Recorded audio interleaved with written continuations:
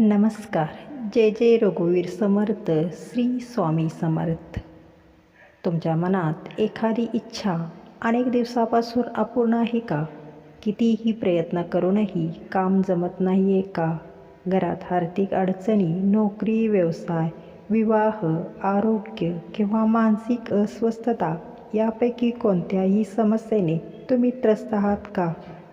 तर आजच्या व्हिडिओत आपल्याला या सर्व समस्या सोडवण्यासाठी स्वामी चरित्र सारामृत कसे पठण करावे, पारायण कसे करावे, किती दिवस करावे, पारायणात काय खावे, इच्छा पूर्ण होण्यासाठी कोणती प्रार्थना करावी, नियम काय, ही सर्व माहिती जाणून घेऊया. प्रथम श्री स्वामी चरित्र सारामृताचे महत्त्व जाणून घेऊ. श्री स्वामी समर्थ हे अक्कलकोटचे महान संत मानले जातात. लाखो भक्तांचा विश्वास आहे की स्वामींचे नामस्मरण आणि चरित्राचे वाचन मनाला धैर्य, श्रद्धा आणि योग्य दिशा देते. श्री स्वामी चरित्र सारामृत या ग्रंथामध्ये स्वामींच्या अनेक लीला, उपदेश आणि भक्तावरील कृपेचे वर्णन आहे. या कथा वाचताना भक्ताचे मन स्वामींच्या चरणी स्थिर होते आणि जीवनाकडे पाहण्याचा सकारात्मक दृष्टिकोन निर्माण होतो. हे पारायण सुरू करण्यापूर्वी काय करावे? पारायण सुरू करण्यासाठी गुरुवार हा दिवस शुभ मानला जातो. मात्र श्रद्धा असेल तर कोणत्याही दिवशी सुरुवात करू शकता किंवा गुरुपौर्णिमे दिवशी सुद्धा. प्रथम सकाळी स्नान करून स्वच्छ कपडे परिधान करा. पूजास्थानी श्री स्वामी समर्थांची प्रतिमा किंवा मूर्ती ठेवा. दिवा, उदबत्ती लावून फुले अर्पण करा. त्यानंतर मन शांत करून स्वामींना प्रार्थना करा. हे श्री स्वामी समर्थ, माझ्या जीवनातील अडचणी दूर करा. मला योग्य मार्ग दाखवा. तुमच्या इच्छेनुसार माझे कल्याण होऊ द्या. पारायण कसे करावे? ग्रंथाचे वाचन घाईघाईने करू नका.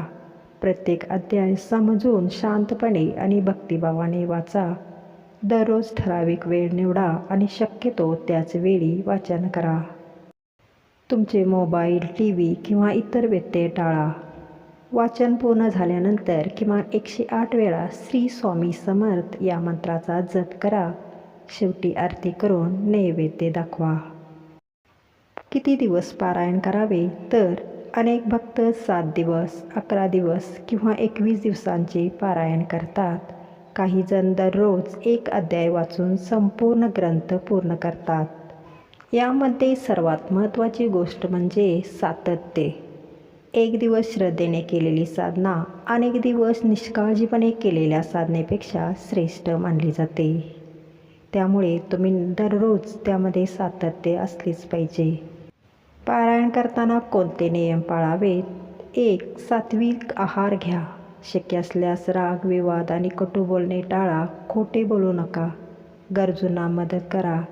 प्राणीमात्राबद्दल दया बाळगा. दररोज स्वामींचे नामस्मरण करा. श्रद्धा आणि संयम कधीही सोडू नका. इच्छा पूर्ण होण्यासाठी काय प्रार्थना करावी? स्वामींना हट्टाने काही मागण्याऐवजी असे म्हणा, हे स्वामी, माझ्यासाठी जे योग्य आहे तेच मला द्या. माझ्या मनातील इच्छा तुमच्या कृपेने पूर्ण होऊ दे. संकटांना सामोरे जाण्याचे बळ द्या आणि योग्य निर्णय घेण्याची बुद्धी द्या. अशी प्रार्थना मनाला अधिक शांतता देते.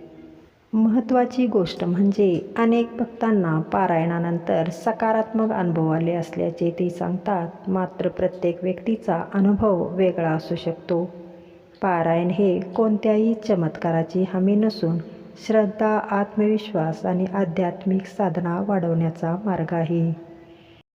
मित्रांनो, स्वामी समर्थावर अखंड विश्वास ठेवा. नियमित नामस्मरण करा. चांगले कर्म करा. धन्यवाद. पुन्हा भेटू अशाच आध्यात्मिक व्हिडिओमध्ये. जय जय रघुवीर समर्थ. श्री स्वामी समर्थ.